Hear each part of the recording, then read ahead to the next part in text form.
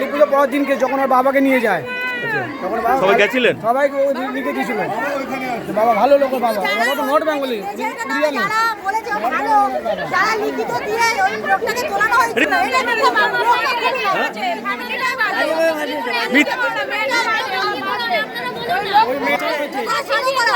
ওই মেয়েটা অনেক হারায়নি, অনেকগুলো ঘর ছাড়া হয়েছে। কেন পুলিশ কিছু বললো না? মিথ্যা মামলায় সব এদের জড়ালো। ভালো মেয়ে আজকে সুসাইড করে গেছে কেন? এর জবাব পুলিশকে দিতে হবে, এর জবাব সবাইকে দিতে হবে।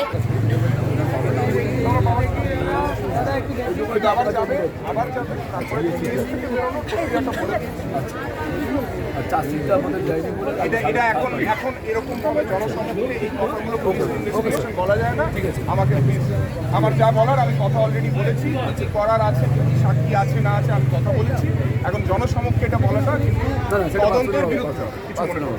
কালী পুজোর দিন সিঁড়ির মধ্যে ওই বাজি ফাটাচ্ছিল, একটা মেয়ে বাজি ফাটাচ্ছিল, পাশাপাশি দুজন পাশাপাশি ঝামেলা চলে, তো বাজি ফাটাচ্ছিল, তো ওর নিজের মেয়েকে বকেছে,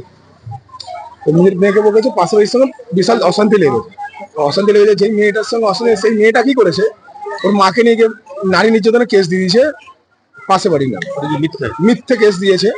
তো আমরা পুলিশের কাছে গেছি, পরের দিন হাতে পায়ে ধরেছি পুলিশ ছাড়েনি, পুলিশ উল্টে আমাকে বলছে তোমাকে আমি লকআপে করে দেবো। আজকে পুলিশের জন্য আজকে আমাদের এই দিনটা দেখতে হচ্ছে। দুই মেয়ে, এই এক মেয়ে মারা গেল। বাবার নাম হচ্ছে বিরজু সাউ, এখনো লকআপে। ওকে কি কেস দিয়েছিল? ওকে নারী নির্যাতনের মানে শ্লীলতাহানি কেস দিয়েছে, বাজেভাবে কেস দিয়ে, কিন্তু এইসব কিছু করেই নি। অপমানের জন্য আজকে মেয়েটা 1.5 মাস হয়ে গেছে, এর কোনো সলিউশন আসেনি বলে আজকে মেয়েটা আত্মহত্যা করেছে। মেয়েটা যে মারা গেছে, তার বাবা যে মিথ্যে বদনামে যে জেলে রয়েছে, সে জন্য শাসন মানে বাড়িয়েছে তার মেয়ের মৃতদেহ থেকে সে সৎকার করতে পারে। পুলিশের কাছে হাতজোড় করেছিলাম আবেদন, আর পুলিশের কাছে আমরা হাতজোড় করেছিলাম, তখনও ছাড়েনি পুলিশ তখনো ছাড়েনি, বলেছে আমাকে কোনো কিছু যাচাইও করে দেখেনি। কাউন্সিলরের কাছে গেছি, সেও কোনো স্টেপ নেয়নি। লাস্ট পর্যন্ত আমি উকিল ধরে বাই পোস্টে সবারই বাড়ির পিটিশন আমি বাই পোস্টে পাঠিয়েছি।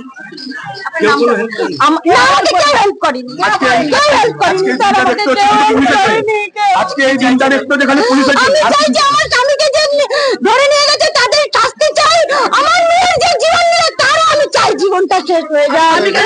আমি আমার স্বামীকে চাই, আমার কেউ নেই, আমার দুটো মেয়ে আছে। মিথ্যে মামলায় আমাকে জড়িয়ে দিয়েছে, দীর্ঘদিন আমার সঙ্গে এরকম করে যাচ্ছে। পাশে থাকেন বলো নিজে এই অ্যারেস্ট করার পর মেডিকেল বাজি ফাটানো নিয়ে আমার হাজবেন্ডের গায়ে বাজি জ্বালিয়ে দিয়ে দেয়, তখন একটা কেন ফেলেছি উনি একটা যে এখানে তিনতলায় কেন বাজি ফুটানো হবে, তখন বলছে কি তোমার বাপের জায়গা ফুটাচ্ছে। আমার হাজবেন্ডকে গালি গালা খিস্তি প্লাস আমার দরজা ভেঙে ফেলছে, মা মেয়ে দুজনে বলে বেরো, যা পান ছিঁড়ে আজকে তোকে থানায় দেবো, তোকে এই করবো। আমার বরকে হুমকি দিচ্ছে। পাশের বাড়ির পড়োশি বেরিয়ে বললো যে এটা কি হচ্ছে, মানে তুমি বেশি কথা